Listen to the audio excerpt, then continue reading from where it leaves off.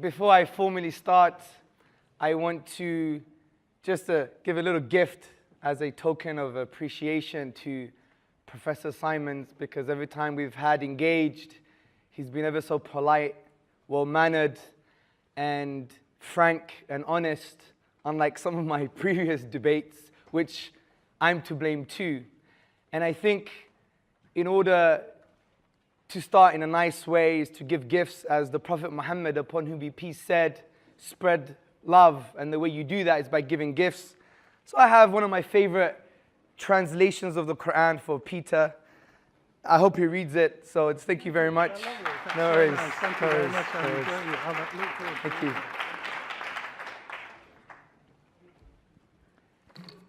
So let's now formally start.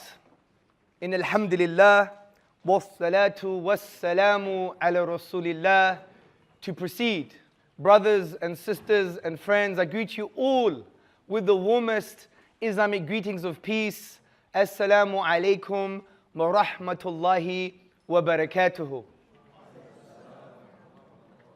Which basically means, may the peace and blessings of God be upon you all. Today's topic is, can consciousness be best explained by God's existence? And this topic is a fascinating topic because I don't think there is a right and wrong answer. It's not the kind of debate that you will attend and you will think the theist won or the atheist won. But rather, I think it's the type of discussion that is quite personal, because consciousness is personal to everybody. That inner subjective state, what it is to be like me and what it is to be like you, these are personal matters. So my aim is not to have a debate, is really to have a conversation over some nice coffee and tea, to engage with your hearts and minds, and also just to give you my reasons, personal reasons, why I think consciousness is best explained by God's existence. So my argument today is that subjective conscious experience, the inner states, cannot be explained by materialism or any other competing worldview, and that it can only be best explained by theism, in other words, the existence of God. And I would argue, humbly, that materialists and reductionists are acknowledging the failure of materialism to comprehensively explain inner conscious experiences. For example, Christoph Koch, in his book Consciousness, Confessions of a Romantic Reductionist, he writes, how the brain converts bioelectrical activity into subjective states, how photons reflected off water are magically transformed into the percept of an iridescent aquamarine mountain tarn is a puzzle. Explaining how a highlight, organized piece of matter can possess an interior perspective has daunted the scientific method. So consciousness, especially concerning the inner subjective states, what it is to be like Hamza, what it is to be like Professor Saimonz, this reality has daunted materialism and reductionism. But as a preliminary note, I want you to understand that science has explained some aspects of consciousness very well. And these include, number one, the ability to discriminate, categorize, and react to external stimuli. Number two, the reportability of mental states. Number three, the ability of a system to access its own internal states.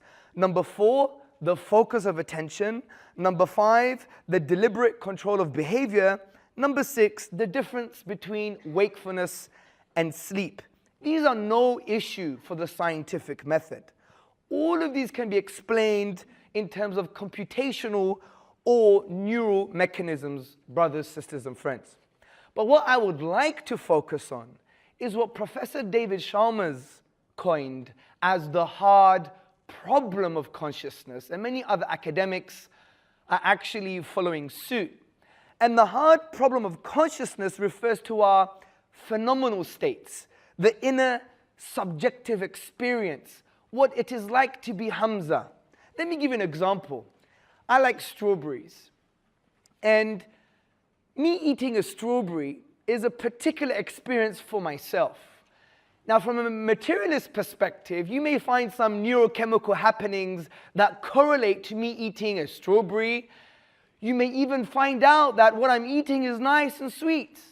But from this neurochemical activity, you can never, ever find out what it is like to be Hamza eating a strawberry. This is the hard problem of consciousness. As Professor Shalmans explains, what unites all these states is that there is something it is like to be in them. All of them are states of experience. If any problem qualifies as the problem of consciousness, it is this one. And I would argue, brothers, sisters, and friends, that the hard problem of consciousness cannot be explained by the materialist, reductionist, verificationist, physicalist, naturalist paradigm. As Professor Nagel in his book Mind and Cosmos writes, consciousness is the most conspicuous obstacle to a comprehensive naturalism that relies only on the resources of physical science. If we take this problem seriously and follow out its implications, it threatens to unravel the entire naturalistic world picture. And Professor Shalmans puts this into perspective too. He says, even if every behavioral and cognitive function related to consciousness were explained, there would still remain a further mystery. Why is the performance of these functions accompanied by conscious experience? Even if we were to map all the neurochemical happenings in our brains to activity, to inner states, we would still never be able to answer the fundamental questions posed by the hard problem of consciousness. So I want to now really break down biological explanations for consciousness and philosophical explanations for consciousness and bring a theistic explanation. Let's start with the biological. Why have biological explanations failed to explain the hard problem of consciousness? Well, they have adopted 5 perilous strategies. 5 strategies that haven't worked. Number 1, they explain something else. Researchers simply admit that the problem of experience is too difficult for now and they can't find the answers, so they just explain something else. Number 2, they deny the hard problem of consciousness and they just say, we are just neurochemical zombies. And I would argue this falls for the fallacy which is called reductio ad absurdum, meaning it reduces the implications of what they're saying to absurdity, that we're just zombies. Number 3, subjective experience is explained by understanding the physical processes in our brain. This is the other perilous strategy that biological explanations have tried to come up with. But this sounds like magic, hocus pocus, because experience somehow emerges without any explanation. The question, how do these processes give rise to experience, is never answered. Number 4, the 4th perilous strategy adopted by these biological explanations, which is to explain the structure of experience. But this strategy tells us nothing of why there should be experience in the first place. Finally, the 5th fallacious and perilous strategy adopted by biological explanations. What they're trying to do is they isolate the substrate, which basically means the underlying basis or layer of experience. But this strategy does not explain why experience emerges from these processes and how. Let me give you one example to really put this into perspective. Take, for instance, Francis Crick's and Christophe Koch's toward a neurobiological theory of consciousness. Now, what they said was that they looked at certain oscillations in the cerebral cortex, and they claimed that these oscillations were the basis of conscious experience because they seem to correlate with awareness, particularly visual awareness.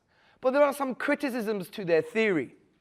Number 1, why do these oscillations give rise to subjective experience? It's unanswered. Number two, how? By just viewing these neurobiological happenings, can we appreciate what that experience is like? Again, unanswered. So there are valid criticisms to this theory. Also, Christoph Koch, he openly admits the flaws of the theory. He said, well, let's first forget about the real difficult aspects, like subjective feelings, because they may not have a scientific solution. It is no wonder, brothers, sisters, and friends, the academic Colin McGinn aptly describes the problem of consciousness. He says, how is it possible for conscious states to depend upon brain states? How could the aggregation of millions of individually insentient neurons generate subjective awareness? So let's now move on to the philosophical explanations for consciousness. The first explanation is typically called type A materialism or monistic materialism. Now, this approach assumes materialism is true. Matter is the basis for everything, which I believe is a false assumption. And what they argue is that the brain is made up of neurons undergoing physical and chemical changes and processes. Therefore, explaining these things would explain consciousness. So therefore, inner subjective experience is merely an illusion. It's just an illusion. So they deny the hard problem of consciousness.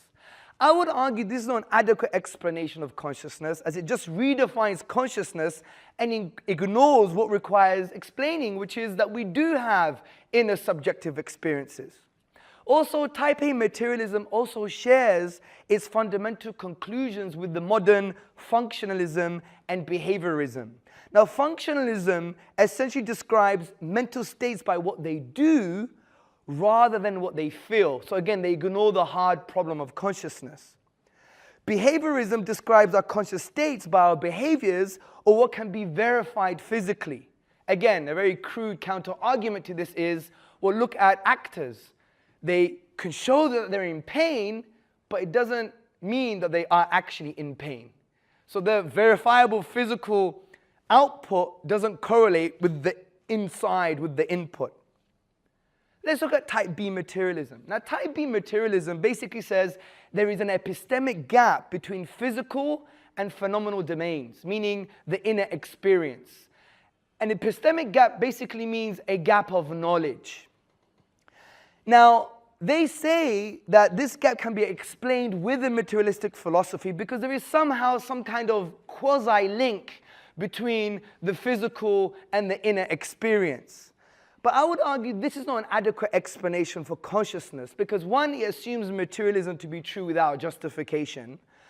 And it also implies that consciousness is distinct because if there is an epistemic gap, it means the physical states are distinct and the subjective mental states are also distinct.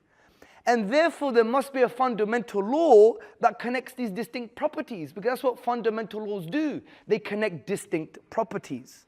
So if consciousness is distinct from matter, therefore it can't come from matter. Let's look at now type C materialism. Type C materialism basically says there is a deep epistemic gap, a gap of knowledge between physical states and inner states, phenomenal states. And they basically say that gap will be closed when we improve our scientific knowledge. But for me, brothers and sisters and friends, this is like God of the gaps. It's the science of the gaps. The door swings both ways, people. We don't know how the universe works. God did it. We don't know about consciousness. It doesn't correlate to material happenings in the brain. Therefore, science will somehow in the future explain it. This is the science of the gaps fallacy. And as I've explained before, that the scientific method is limited in its approach because it can't address this reality. Just like it can't address, for instance, moral realities. Science, by its nature, is amoral. It doesn't mean scientists are immoral, by the way. It just means it can't really give you the ontology of morality, the underlying basis for morality, its source and nature. So it's no wonder neurophysiologist J.C. Eccles, he said, I maintain that the human mystery is incredibly demeaned by scientific reductionism.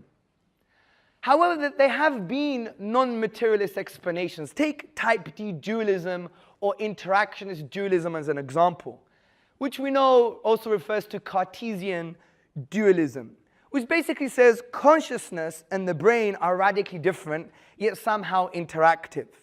So inner conscious states cause physical states, and physical states cause inner conscious states. This has criticism also because you have what is called the interactionist problem. How do physical things interact with non-physical things? It creates another question that requires answering. So let's move on to type E dualism, also known as, and it's a tricky word for me, epiphenomenalism, which basically says that yes, brain states and inner states, phenomenal states, subjective states are different. But physical states cause the inner states, but not the other way around. So listen to this. It basically says that physical states cause subjective experience, but not the other way around. Physical states cause inner states, but not the other way around. And a very interesting contention to this is a sensation of pain in my hand due to a hot flame plays no causal role in me moving my hand away. I like boxing, right? Say I'm boxing and someone throws a massive overhand right. Out of fear, I duck. But according to this view, I don't duck out of fear. I duck by some random accident. Like for example, every time I burn my hand and I feel pain, I move it just by accident, not because I actually felt pain. Let's take the last one, type F, monism, or what's called panpsychism, which basically states all material physical systems contain a form of subjective consciousness. As if consciousness is a fundamental law of the universe as well. That in some objects or physical things, there is an intrinsic property called consciousness. Now, I don't think this is an adequate explanation because how do raw pieces of matter contain consciousness? And it also assumes that consciousness is everywhere. And that cannot be possible because there is no such thing as a conscious being possessed by anything than a unified self or unified I. What does it mean to have a thought without a thinker? And how could these random chunks of matter come together and aggregate to form a unified consciousness? So since we do experience a unified conscious experience, then it would be untenable to assert that it's a product of individually conscious objects. How can, brothers, sisters, and friends, the accumulation of individual conscious objects manage to create and add up to a meaningful, unified experience? Now, before I go to the theistic argument, I want to make a note on near-death experiences. I know this is quite spooky. I used to like the Ghostbusters. I used to be in Ghostbusters gang when I was a child. I was Egon Spengler. You know, the crazy guy with the big head? He was the smart one. Not that I'm smart, of course. I used to love Ghostbusters, but it's got nothing to do with Ghostbusters stuff. This is now academia. Go to the Lancet. Everyone's heard of this? Medical journal, peer-reviewed. They talk about near-death experiences. And you have the handbook of near-death experiences, and it concerns eyewitness reports and verified reports of people being comatose, having no blood to the brain, no brain activity, the eyes are closed, but yet they actually talk about what happened in another room while they were in their bed, almost dead. They heard what was happening. They could see themselves from above. And these have been verified from an academic perspective. So it shows that a unified conscious experience is not directly linked to biological activity.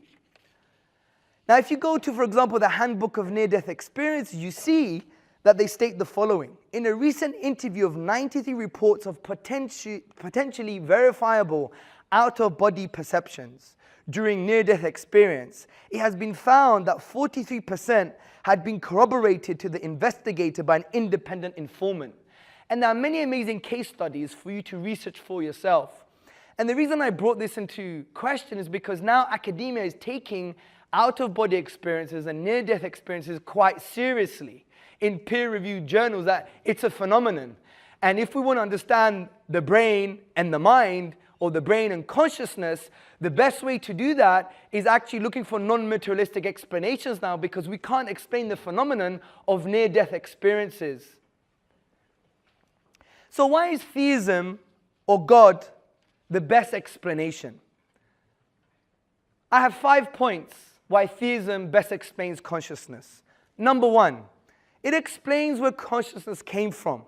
As Professor J.P. Morland, he explains, our knowledge of the natural world will give us positive reasons for not believing that irreducible consciousness would appear in it. For example, the geometrical arrangement of inert physical entities into different spatial structures hardly seems sufficient to explain the appearance of consciousness. So therefore, a theistic view is far more plausible, because there is a being that's all aware, and for it to bring into existence awareness of consciousness logically follows. Number 2, theism explains how consciousness entered the physical world. As Professor Charles Taliaferro explains, but in a theistic view of consciousness, there is no parlor trick or discrete miraculous act of God behind the emergence of consciousness. Consciousness emerges from the physical cosmos through an abiding, comprehensive will of God, that there be a world of physical and non-physical objects, properties, and relations. The relation between matter, energy, consciousness, the laws of space-time, all stem from an overwhelming divine activity. Number 3, theism has a greater explanatory power. As Professor Taliaferro similarly concludes, from the vantage point of a fundamentally materialist cosmology, the emergence of consciousness seems strange. It is likened to claim, then a miracle happens. But from the vantage point of theism, the emergence of consciousness may be seen as something deeply rooted in the very nature of reality. The creation of animal and human consciousness is not some isolated miracle, but a reflection of the underlying structure of reality. Number 4, theism explains the interaction between the physical and the non-physical, which was the problem of Cartesian dualism. God's will, for example, and power has enabled such interaction to take place, as this interaction is part and parcel of the reality that God had created. Similarly, if in the beginning of the cosmos all you had is matter, then you wouldn't get mind. However, if in the beginning you had mind or consciousness or all-aware being, then it follows, if it created matter, you can also have consciousness and awareness too. Finally, number 5, theism explains the ability for us to have inner subjective conscious experiences. Because a theistic God, a monotheistic God, is all-aware, has a will, has volition. In Islamic thought, this is called irada, a will. And since this eternal being that has a will and is aware and has an irada created the entire cosmos, then it follows that we have been given this capacity also to be aware. So let me summarize my argument. Number 1, subjective conscious experiences can be best explained via materialist, theist, or other competing worldview. Number 2, subjective conscious experiences cannot be explained via materialist or other competing worldviews. Number 3, therefore, subjective conscious experiences is best explained by theism.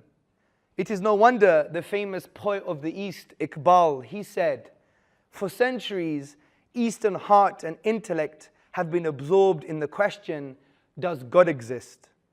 I propose to raise a new question, new, that is to say for the East, does man exist? Because I believe if you reject God, you've rejected yourself. The very fact that you have inner, subjective, conscious experiences. And finally, it is no wonder that Ned Block, a researcher, says, we have nothing, zilch, worthy of being called a research program. Researchers are stumped. So brothers and sisters and friends, it's a complex topic. I try to address most of the competing worldviews. You may not have understood this fully, but the point is to plant seeds in your heart and mind to think about this, because isn't it far more better thinking about consciousness and these topics than, for example, I don't know, X Factor? We need to elevate our understanding as human beings, and hopefully both of us today can achieve that in some way. God bless you. Assalamu alaikum.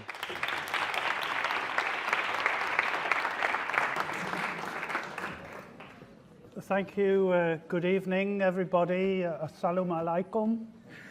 And it's peace be unto you. And it's very nice to be back here after the last time was, I think, 3 years ago. I remember it very clearly because my wife was here. It was her birthday, and she was sitting over there, trying not to take any notice. Thank you to Kieran for the invitation. Thank you for having me.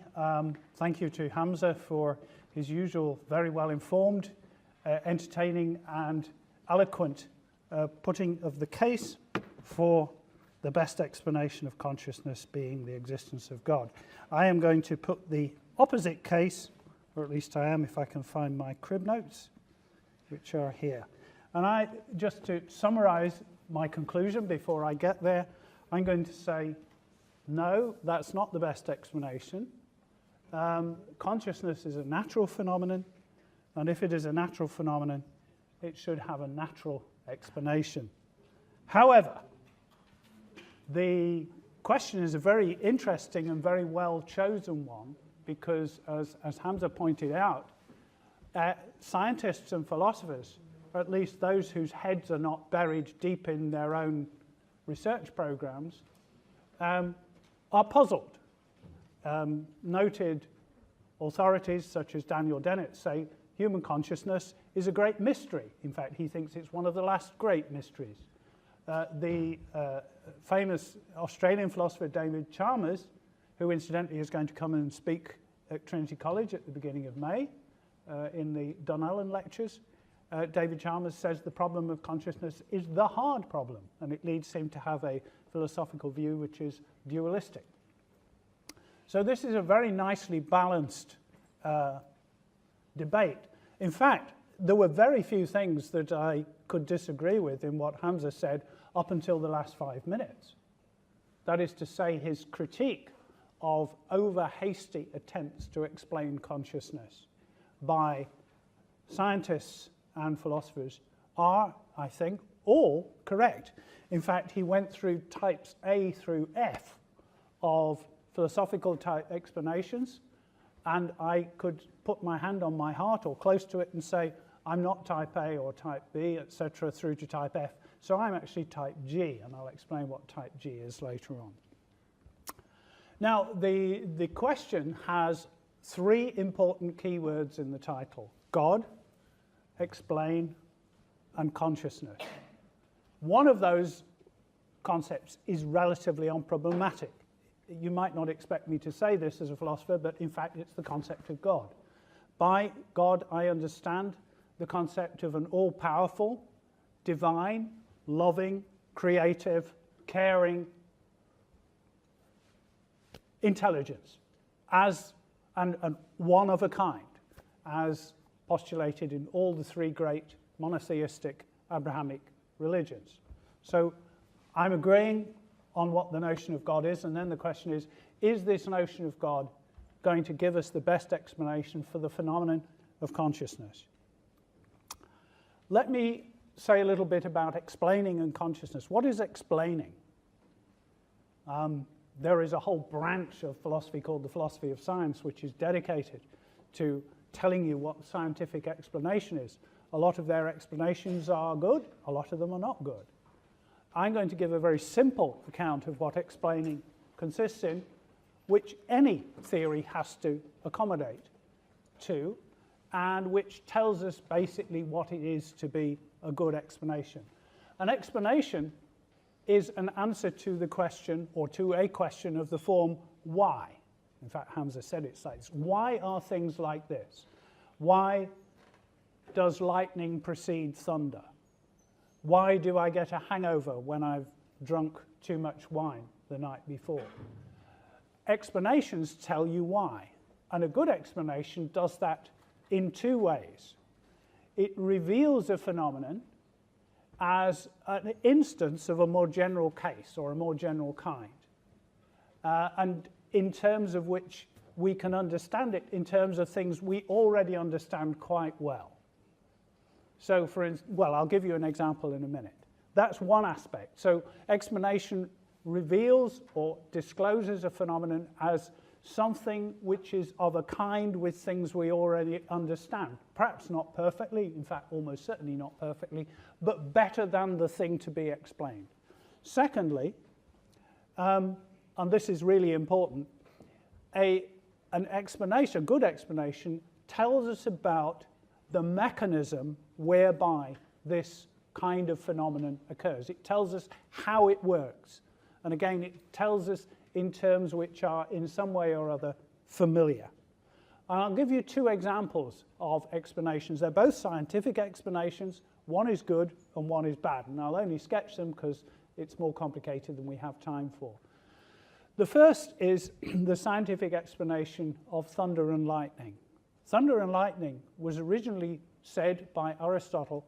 Well, certainly thunder. I don't know about what he said about lightning, but the Greek philosopher Aristotle said, thunder is caused by clouds colliding in the sky. And when I was a small child, I actually thought that was true. Now, whether I thought it up for myself or had somehow got hold of Aristotle when I was about 6, I think it's more likely that somebody had told me that that's what it was, my mum or something like that. But I thought it sounded quite plausible. If clouds are a long way up and they're big and they hit each other, there's a big bang.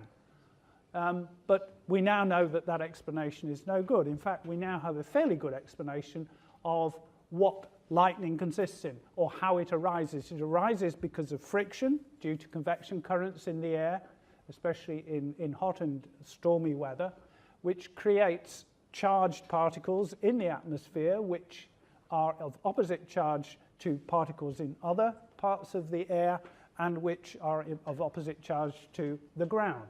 As a result, you get a potential difference. This potential difference can be of the order of hundreds of thousands of volts. The air is not a good conductor, electrical conductor.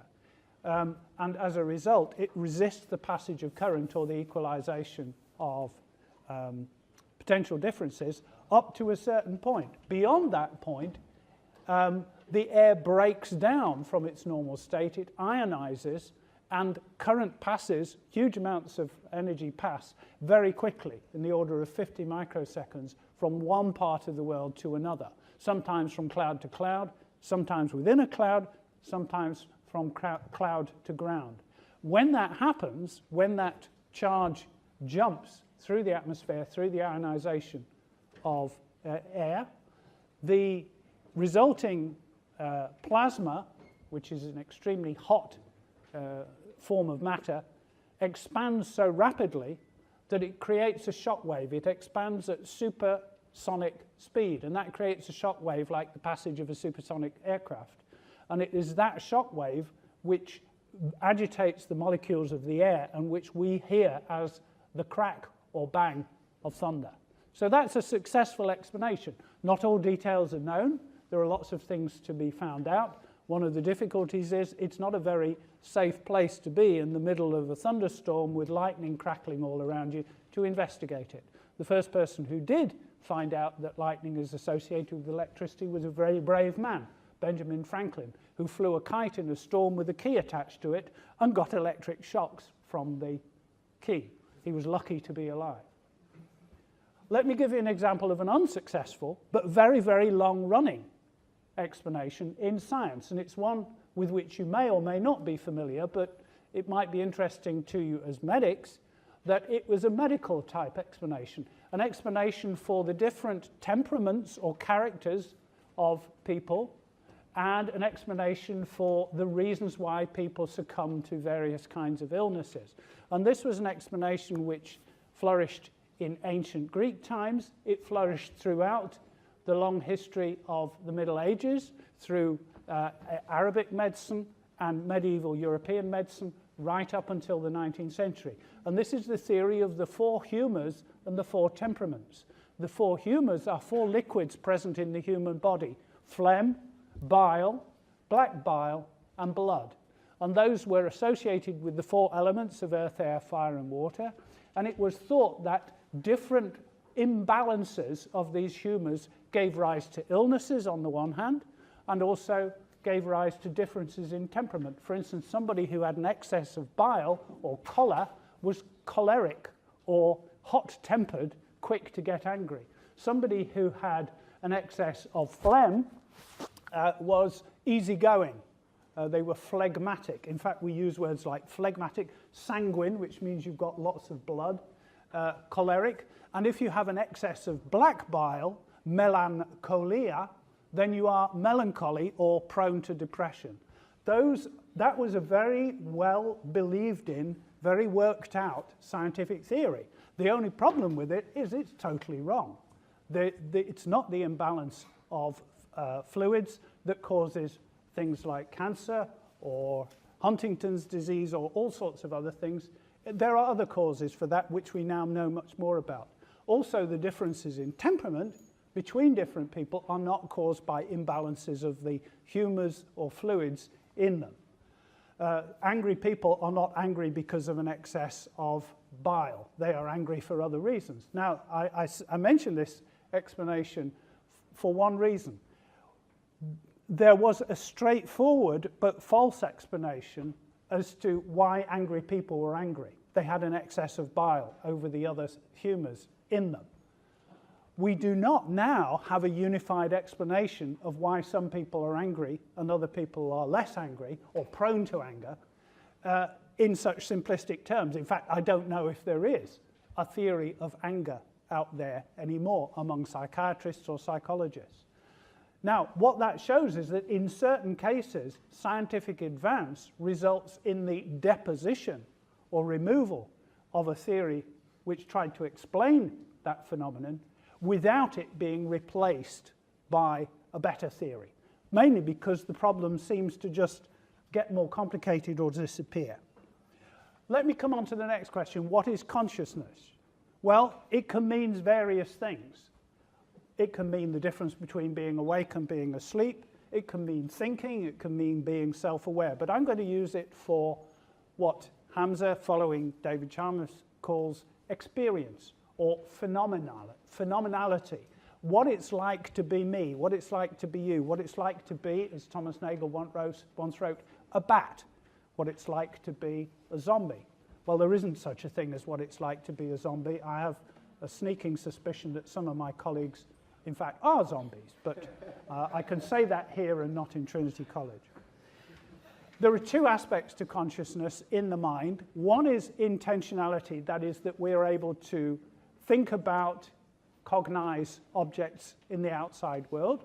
We don't just have cognitive attitudes to them, we also have emotional and voluntative attitudes. We want to do things, we get upset about things, we like things, and so on. Hamzة likes strawberries, so do I. So we both have comparable likes in that regard. But those present objects in the outside world, they have what the philosophers call intentionality. They are of objects, they're about objects.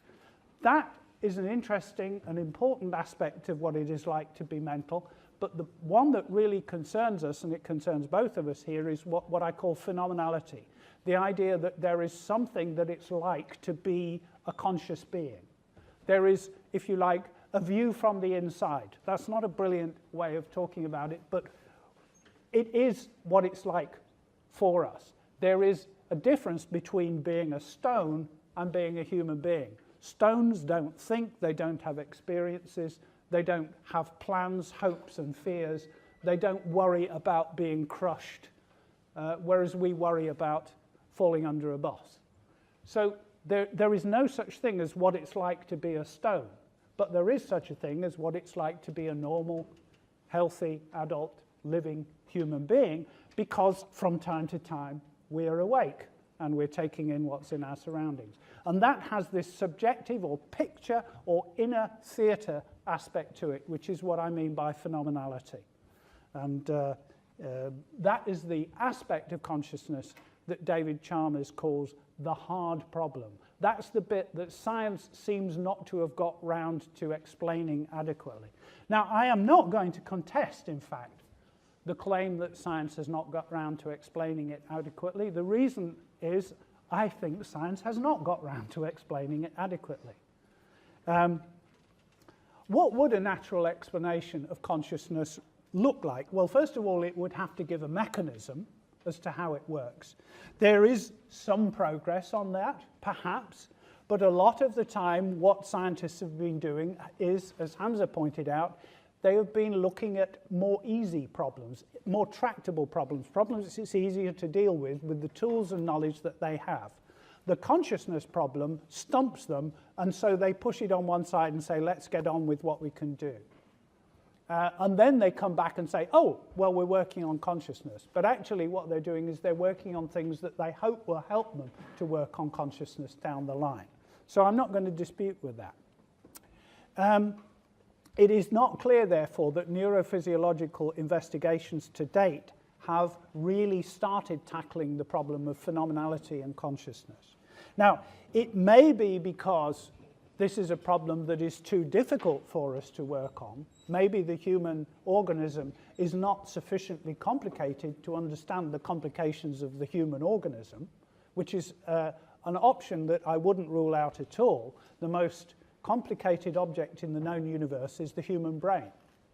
Try and use that with all its faults to understand the human brain, and you might just come up short by an order of magnitude. Another reason is we've not been going at it very long. Brain research has been going since about the mid-19th century, and we have only recently acquired decent tools, scanners and the like, to help us look inside the brain without doing things like killing people and slicing their brains and seeing what they look like. It's pretty hard to see what's going on in someone's brain if you have to kill them and slice their brain into thin slices to do so. They tend not to survive the experiment. But even so, a lot of the claims that you see about what's going on in people's brains when they do an MRI scan are exaggerated. These are scientists getting excited about finding new things.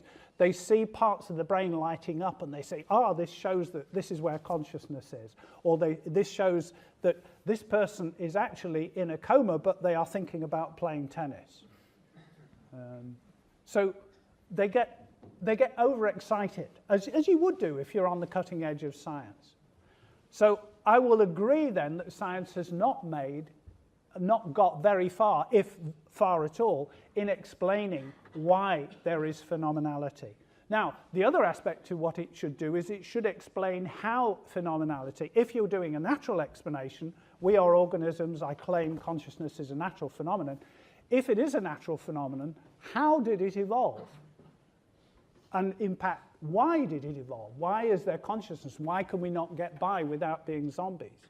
And again, I think that the theory of evolution has come up short. There is a lot of hand-waving, and there is a lot of theory. In fact, there are a lot of theories. This book here, which is so heavy I can hardly hold it, is the Blackwell Companion to Consciousness. I'm holding it up not because I claim to have read it, but because I claim not to have read most of it, because there are so many differing theories there that I come out more confused than I was before. So I think that the progress on the evolution of consciousness is, if not non-existent, very pitiful. So I will agree then that science has not given us a satisfactory natural explanation of phenomenality to date. So the question is, as Vladimir Ilyich Lenin once said, what is to be done? Well, there are two things. You can choose one of two paths. One path is to say, it's never going to be solved by scientific natural means, therefore we must look for another explanation. And that's when you invoke God, as Hamza did in his final part. You look for what I call a supernatural explanation, because it goes beyond what is in the natural world of space-time and causation. The alternative, which is the one I propose is the way to go, is keep working. It may not be next week, it may not be next year, it may not be the next 500 years, but if we keep working, there is a reasonable chance that we'll get closer to an account of what phenomenality consists in, how it arises, and what purpose it might serve in evolutionary terms. Now, it's not guaranteed to serve an evolutionary purpose, or it might serve a purpose now, but have arisen for completely irrelevant reasons. There are lots of cases in the evolution of organisms where organs and processes have come about for one reason, and then they've stopped functioning in that way and have been co-opted for other things. A good example being the jaw. The jaw was not originally for chewing things with and biting. It was originally a thing to hang gills on in certain kinds of fish. The inner ear, about which you all know much more than I do, consists of several very, very beautiful and delicately balanced bones connected together. Those bones were not there for hearing originally. They were part of the jaws of fish and reptiles. And only gradually in mammals did they migrate up and become the very, very delicate mechanism mediating between the inner ear and the nerves that go into the brain. So parts of an organism can be co-opted for other purposes later on. Bat wings are just arms with skinny bits in between them. Bird wings are arms with feathers on them. Legs and arms are just fins that have grown strong enough to support us on land, and so forth. So sometimes something might have arisen for irrelevant reasons and have been co-opted later on. Now, I have no idea whether consciousness is in that bracket or not. It might be, it might not be. I'm being extremely candid, modest, and disarming by saying, I don't know. And I think good scientists, and a lot of them do, should also say, I don't know. So, if there isn't a good natural explanation, should we keep pushing? The answer is yes. After all, if eventually there is a good natural explanation, that would be better than a supernatural explanation because it would integrate the account of consciousness into the account of the rest of the physical cosmos. Okay? So you wouldn't need to postulate supernatural causes or supernatural agencies to explain what I think is a natural and very widespread phenomenon. 2 minutes? Oh, okay. All right. How long have I got? 4 minutes, thank you. That's good. So science may get there in the end. It might not, for various reasons. It might be beyond us. More likely, we will kill ourselves in the meantime and not be replaced by anything more intelligent. Or we might just get unlucky and a big comet will strike the planet. Who knows what will happen? We don't know. So I would just simply counsel patience. If you're a natural scientist, you have to get used to the idea that you can't do everything overnight. And not just because of lack of funding from the Irish Research Council, although that doesn't help, he said pleadingly, but because some problems are very big. Sometimes you need to walk before you can run. So why is the explanation in terms of God's existence not a good explanation? First point, and I'm glad Hamza brought this up, in some places, you invoke God because you haven't got any other explanation. That's called the God of the gaps way of using God. There are lots of reasons why that's bad. One is that as science explains more, it means that the job for God gets narrower, which is very demeaning. Secondly, I would expect God to be able to explain things that are explained by physical science as well as things that aren't explained by physical science. After all, why is God just there to cover up the bits that we don't know about? So that would be another aspect of being demeaning. The third thing is, I'm very glad he brought this up, scientists are guilty of the same fallacy when they say, oh, it's sure to be solved down the line. That is science of the gaps. We haven't got there yet, but don't worry, just give us lots of funding and we'll get it within 50 years or within 10 years or however ambitious you are. I think we've been thinking about the mind for 4,000 years. We're not there yet. Well, it's just started. Give us another 500, maybe we'll never get there. Don't be impatient. The other reason, however, another reason why it's not good to invoke God is that God can be used to explain all sorts of things, whatever happens to be out there. Why should it be consciousness? Why should it not? If there were zombies, wouldn't that be better? Wouldn't God be there to explain why there are zombies and no consciousness? And the other thing is, well, I don't want to complain, but God could have done a better job. I'm a mammal. In mammals, the retinal nerve is in front of the rods and cones that receive light. Therefore, I have a blind spot, which is where the optic nerve goes through. And secondly, the light reception is not as good. If I were a bird, the eye is the right way round. The rods and cones are there and the nerves are behind. Birds also have better lungs than I do because they have a throughput system where I have a breathe in and breathe out system, which is relatively less efficient. Birds can see with 4 color receptors. They're tetrachromatic. I can only see in 3. There are lots of things that are wrong with being a human.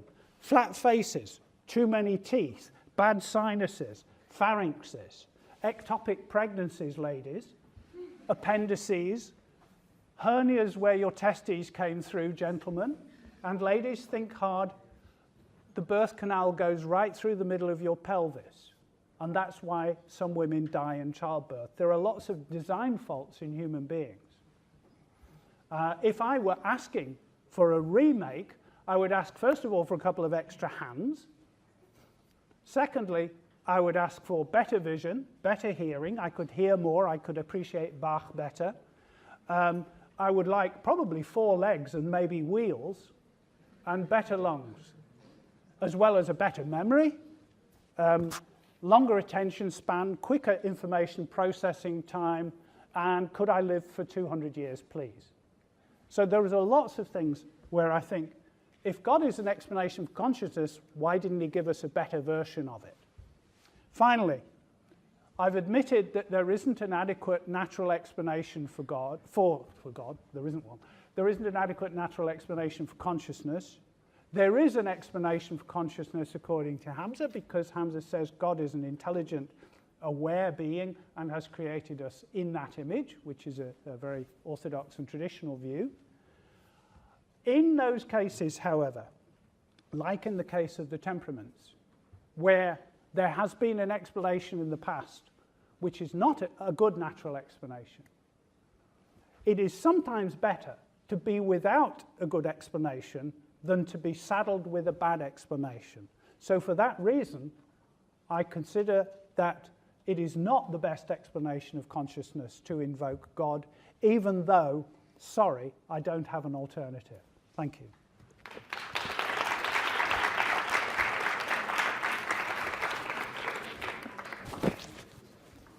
Bismillahir Rahmanir Rahim. In the name of God, the most gracious, the most merciful. I thank the professor. I really like coming here and discussing with the professor because I learn so much. And I really want this to be like almost like a public announcement, if you like, that my future engagements with naturalists, materialists, whatever you want to call them, forget the categories, they're unhelpful. They're going to be like this: gifts, dialogue, nuanced. Because I think previously, you know, especially if you were to see my discussions with Professor Lawrence Krauss, it was a bit of a train wreck, maybe on both sides. And I think we need to really transcend the kind of aggressiveness from the theists and the aggressiveness of the neo-atheists, like Richard Dawkins. I don't know if anyone agrees with me, but even many atheists agree with me, like Professor Michael Rules. He actually calls Richard Dawkins stupid. And they have a big debate amongst themselves. I think we should transcend all of that and just really be human. And I think today it makes me happy because we could actually have that discussion as if we're in an Athenian court discussing about man, life, and the universe. And I really applaud the debating society. Actually, let's applaud them. And obviously, my fellow brothers and sisters in the ISOC. Right, so just some final remarks. See, consciousness is puzzling. There's no ultimate answer. We haven't really put our flag down and said, right, this is the answer, this is the explanation. But I have some things just to address. First, I'm really happy that the professor said I did a good job in explaining away the current materialistic and dualist theories. That means I've done my homework and reading, which I'm quite happy about, yeah? The other thing I want to address is maybe we're thinking that there must be a naturalistic, materialistic explanation here. I think we're presuming naturalism to be true. Because it works in everything else, therefore it must work for consciousness as well. And I would not hardly disagree with anything that the professor has said. Yes, in a scientific explanation, you require certain things. We totally agree with that, especially as Muslims, because we believe the natural world is how God does things. For example, in classical theology in Islam, God has created asbab, causes within the universe, in order for us to understand and actually comprehend the universe. So a naturalist scientific explanation is God's explanation. This is what Islam says. That's why Islam, in the Quran rather, God says, look into the interconnecting principles of nature. So we totally agree with this.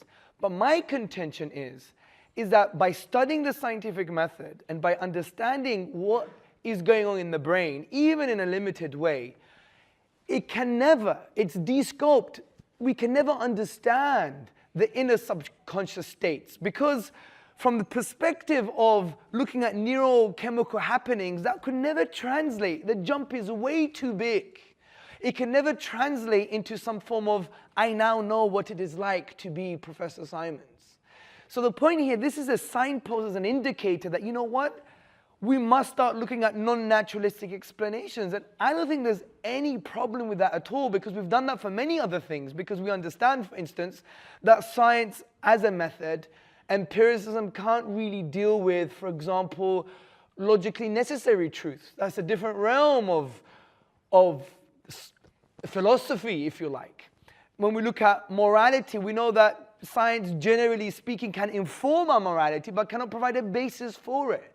So we see that in many areas of learning and knowledge, we realize that materialism and naturalism just is de-scoped from that perspective. And consciousness is another one of those things, and I don't think there's anything wrong with that. So if the science does come to us and say, well, this is how things work, well, if you remember when we quoted Professor Shalmers when he said, at the end of the day, even if we were to know everything about the brain, it would not follow that we know what it is like to be that person with a brain with these mental internal states. This is not a question of science, it's a question of metaphysics. It's a question of, can we have a comprehensive explanation for the why?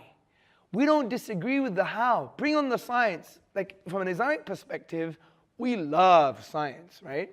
If you study the history of science, you see how Muslims loved science. So from this perspective, brothers and sisters and friends, it's not necessarily dealing with the how, but more questioning the why. Let me give you a car analogy. We know how the car works. Spark plugs and whatever, right? But the how doesn't really tell us the why. The reason it works, why it works, is because someone designed it that way.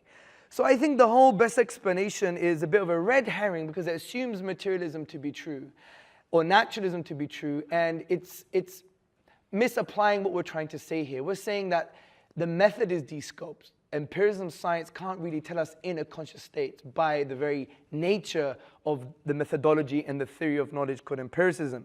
On a final note, I just want to explain that God, from a metaphysical explanation and a why explanation, is a fantastic explanation, as I discussed. But I just want to address some of the design faults that the professor was talking about.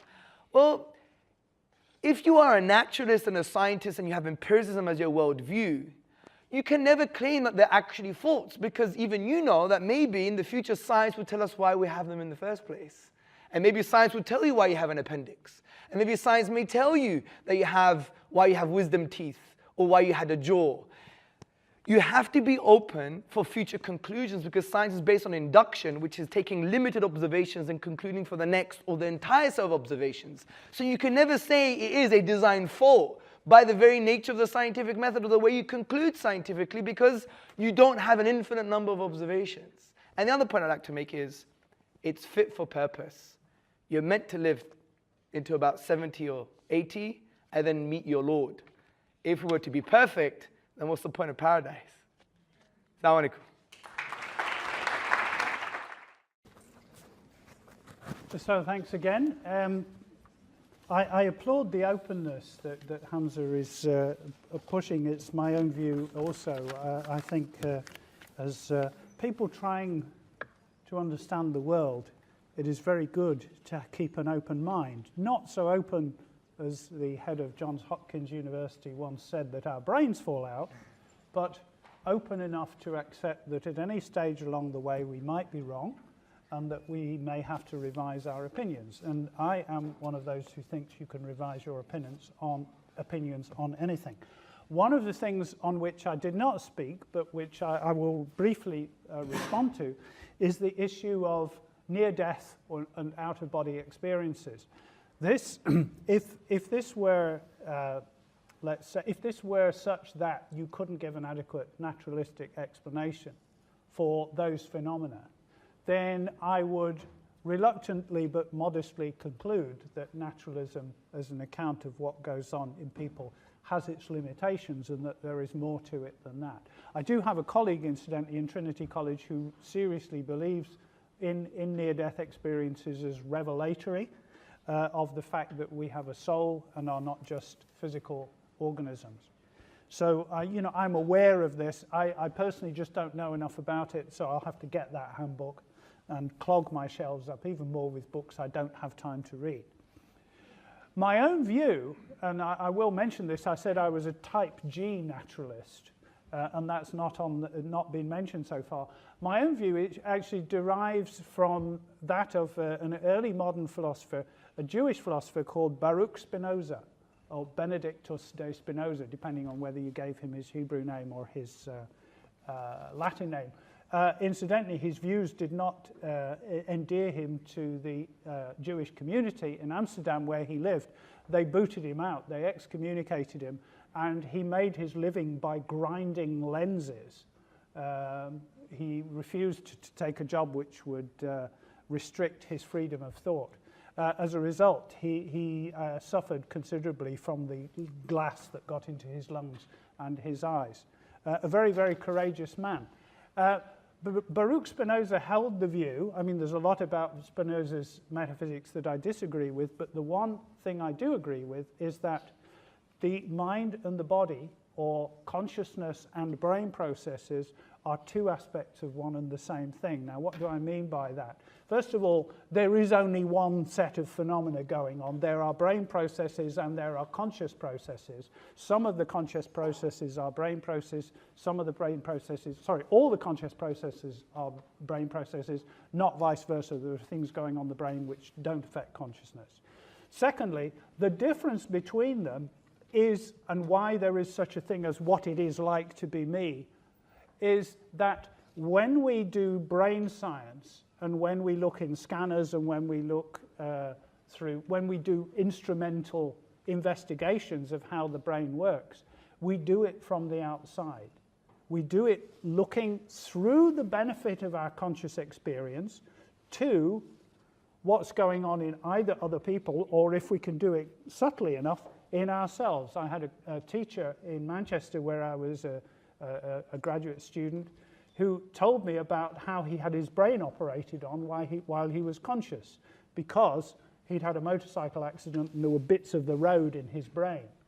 And knowing that those parts of the brain did not have any pain nerves in them, he arranged for there to be a mirror so that he could correlate what the guys were doing when they were probing around in the grey stuff and what was going on in his experience. And he did say, well, when they probed here, I saw flashes of light and so on.